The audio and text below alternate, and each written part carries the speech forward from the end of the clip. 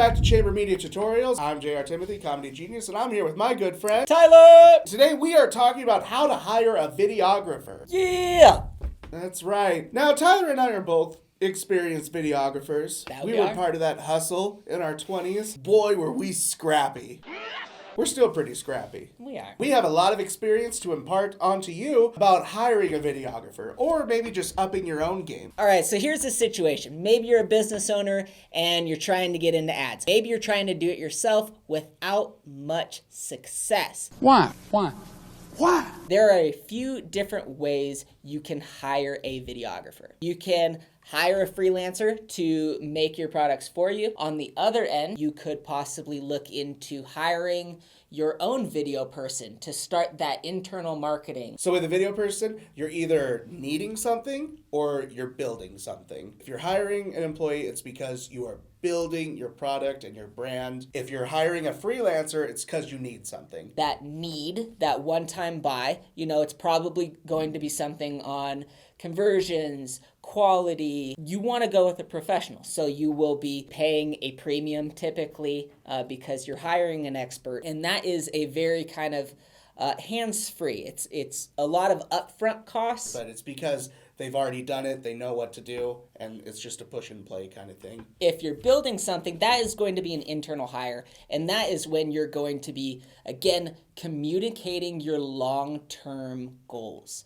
You want to bring somebody in that can be like-minded with you, that isn't just trying to make a pretty picture or a beautiful piece, but does have the same goals as you, whether that's education, awareness, consistent content, sales, whatever that is. You want to make sure you're very upfront from the beginning so you can get a hire that can be with you long-term and follow that pathway to success with you. Let's look at the cost of it. Let's say you have $50,000 to spend on a project. You can hire a video ad agency, give them the $50K, and they'll make their profit and everything like that. Or you can build and you hire a videographer to come in. The $50,000 hire is not going to have the talent per se, but you are going to have creative control in that long-term play to get somewhere versus $50K to a production company. You're going to get the top quality stuff. Mm-hmm. But again,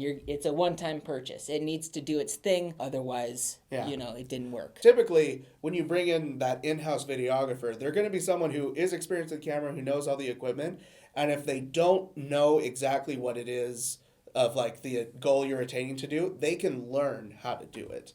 You can always learn new things about video all the time. I'm never coming back to school, never! Communication is key in any aspect of business. To speak in general terms, business owners are very logical, analytical, results-driven. Video people tend to get into this field because they love the art of it or they love the interpretation. A lot of times, you're not going to be speaking the same language. Make sure that you're clearly communicating what you're looking for. If you're starting a video department, what are your goals? Is it to get exposure out? Is it to go straight towards ads? Be clear on what you're looking for because that is going to help you get the right person. If art and style is not really a big concern of yours, but it's more education, find somebody that makes videos like that. You don't want to hire somebody that all their portfolio is slow motion and pretty things because A, that's not what you're looking for, and B, that person is not going to enjoy doing that work. And so it's going to be a conflict from the very beginning. Don't lie about what you're capable of. I know there's that phrase, fake it till you make it. That's really hard to do with cameras. It's either that or cry myself to sleep. And that actually goes into my next point,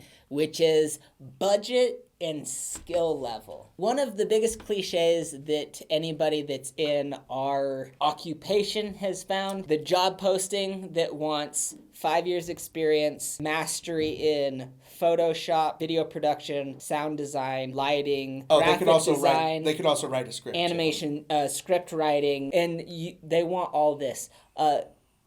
In case this is what you're looking for, I just named about 6 or 7 different degrees. This person doesn't exist. And if they do, you're not paying them enough. Help me, I'm poor. Yeah. So be realistic on your expectations and what the budget is. If you're looking for someone who can do everything, it's going to be a very slow moving thing, because if they have to operate the camera, direct the talent, get the lights set up, run the audio, if they have to do all of that on their own, they're doing 6 people's job, and it's going to take them twice as long. If you look at it, them making a mistake is a lot more likely than actually just hiring a crew out. Things are going to get left by the wayside, and things won't be as good as if you just spread out the workload. You can use extra freelance people to fill out your team, but try to stick close to the skill sets of your employees, of the people that you're hiring, and just really be realistic when you're asking for,